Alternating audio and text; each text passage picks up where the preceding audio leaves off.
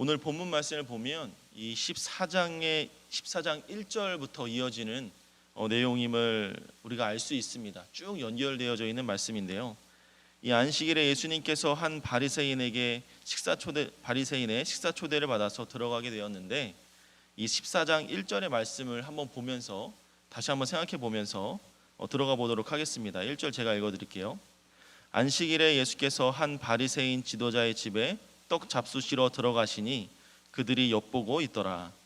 그들이 엿보고 있더라라는 이 표현은 이 우호적인 표현이 아니라 이 상대방에 대해서 어떠한 이 악의를 가지고 그 사람이 무엇인가를 잘하고 있는가 잘못하고 있는가에 대해서 이 판단하고 정죄하고 비판하려는 마음을 가지고 이 쳐다보는 그런 표현으로 보입니다. 그 식사 자리가 즐거워야 되는 자리인데, 이 즐겁게 담소를 나누어야 하는 자리인데, 이 식사의 자리는 결코 우호적인 자리가 아님을 볼 수가 있는 표현이죠. 그러면서 여러 가지 상황들이 일어나고, 오늘 본문 15절에서 어떤 한 사람이 이렇게 이야기하면서 시작을 하게 되는 겁니다. 15절에 보니까 함께 먹는 사람 중에 하나가 이 말을 듣고 이르되 무릇 하나님의 나라에서 떡을 먹는 자는 복되도다 하니, 이렇게 말을 하고 있습니다. 한 사람이 누구인지는 구체적으로 나와 있지는 않지만 이 표현을 이해해 보면 분명히 이 사람에게는 내가 하나님 나라에 들어갈 만한 마땅한 자격이 있다, 이제 그런 영적인 교만함이 있는 자로 보여집니다. 그리고 이 말을 들으신 예수님께서 말씀하기 시작하시는데, 하나님의 나라는 무엇이고 그리고 어떠한 자들이 하나님 나라에 들어갈 수 있는지에 대해서 이 큰 잔치의 비유를 통해서 설명하고 계시는 거죠. 결론을 말씀드리면 이 하나님의 나라는 이곳에 함께 있었던 자들이 생각했던 것처럼 어떤 유대인들의 전유물이 아니라, 유대인이라면 아무나 갈 수 있는 곳이 아니라 하나님께서 택한 자들이 들어갈 수 있는 것을 이 비유를 통해서 설명해 주고 있다라는 겁니다. 어떤 말씀을 하고 계시냐면, 첫 번째는요, 하나님 나라는 하나님의 은혜로만 갈 수 있다라는 것을 말하고 계십니다. 성경에서 보통 이 하나님의 나라를 이야기하면서 이 잔치집 비유에 대해서 많이 비유를 하게 되고, 특별히 혼인잔치를 많이 비유하면서 하나님 나라를 설명하는 것을 볼 수가 있습니다. 근데 오늘 유사 본문이 마태복음 21장의 내용을 보면 이 혼인잔치를 비유해서 설명을 하고 있죠. 이 두 이야기의 공통점이 있는데, 이 잔치는 초청받은 자들만이 들어갈 수 있고, 이 초청은 하나님의 은혜로만 이루어지게 된다라는 것을 분명히 보여주고 있습니다. 오늘 본문 16절에 보니까 주인이 청하였다라고 기록하고 있습니다. 성경에서는 우리를 초청하는 이 하나님의 부르심이 많이 등장하는데, 예를 들면 마태복음 11장 28절에 보면 수고하고 무거운 짐진 자들아 다 내게로 오라, 내가 너희를 쉬게 하리라. 주님은 늘 우리를 초청하시죠. 하나님과 함께 쉼을, 기쁨을 누릴 수 있도록 우리를 늘 초청해 주고 계십니다. 주님께서 어느 누구나 주님을 믿는 백성들을 초청해 주셔서 이러한 기쁨을 나누시기를 원하신다라는 것이죠.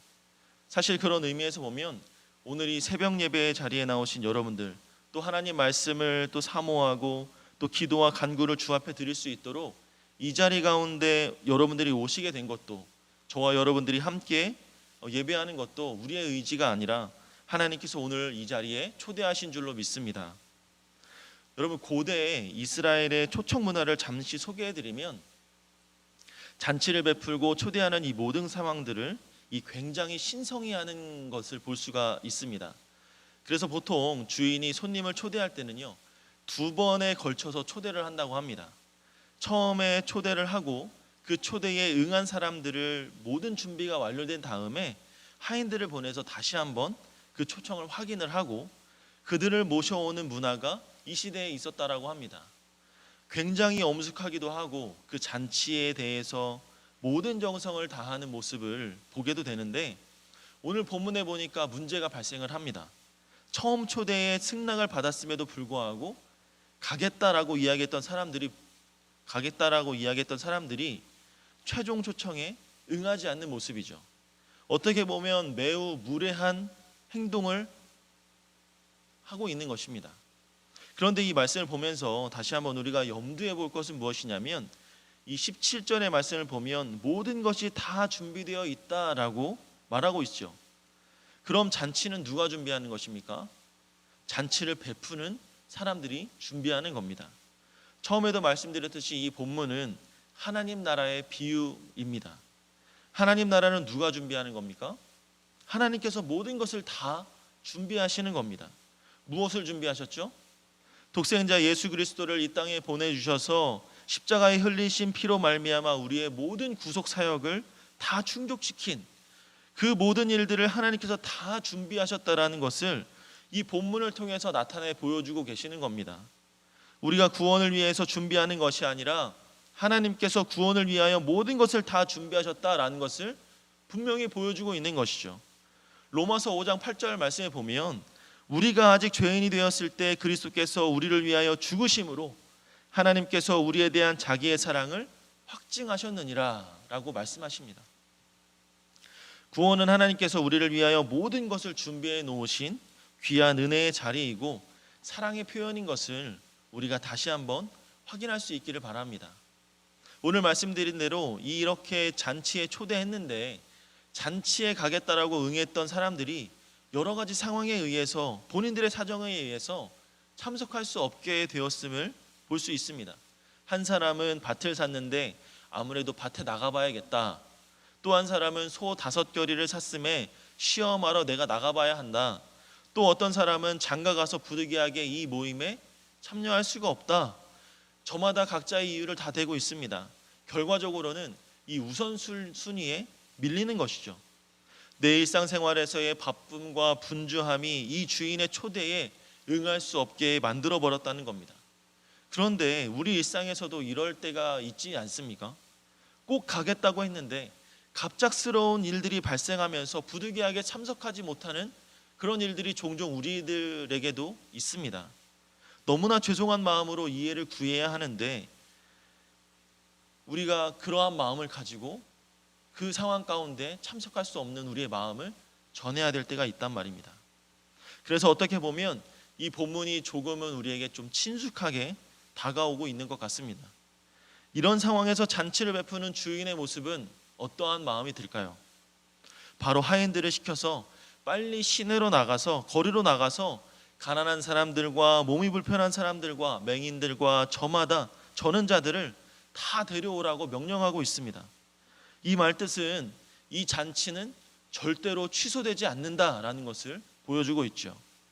이와 마찬가지로 하나님 나라에 대한 우리의 하나님의 열심과 구속사역은 절대로 어떠한 상황이 발생한다 할지라도 멈추지 않음을 우리에게 보여주고 있습니다. 어떤 방법으로 계속해서 이어지고 있을까요? 강권적인 초청이 이어지고 있는 것을 보게 됩니다. 오늘 본문의 22절과 23절의 말씀을 보면 이렇게 말씀하고 계십니다.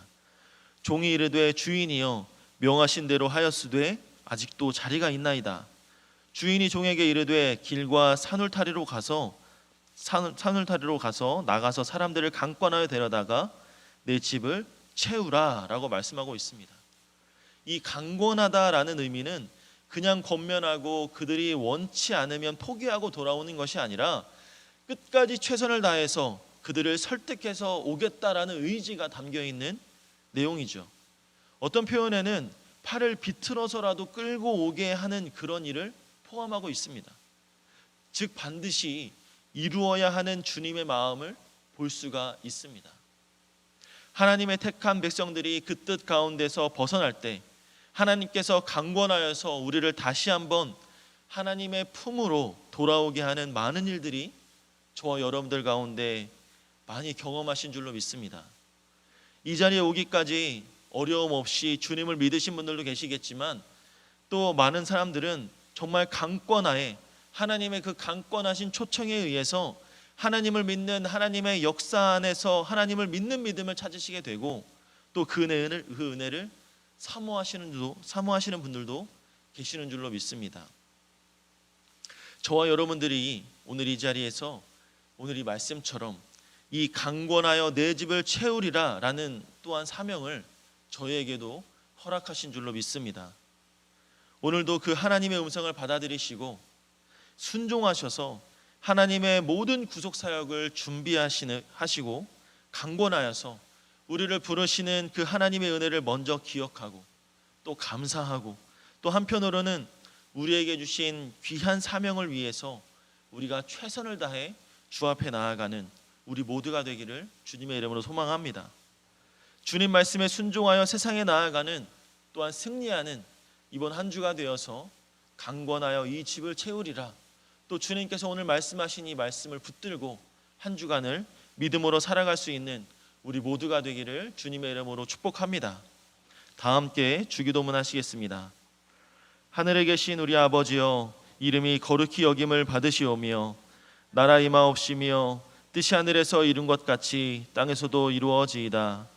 오늘날 우리에게 일용할 양식을 주옵시고 우리가 우리에게 죄 지은 자를 사하여 준 것 같이 우리 죄를 사하여 주옵시고 우리를 시험에 들게 하지 마옵시고 다만 악에서 구하옵소서. 대개 나라와 권세와 영광이 아버지께 영원히 있사옵나이다. 아멘.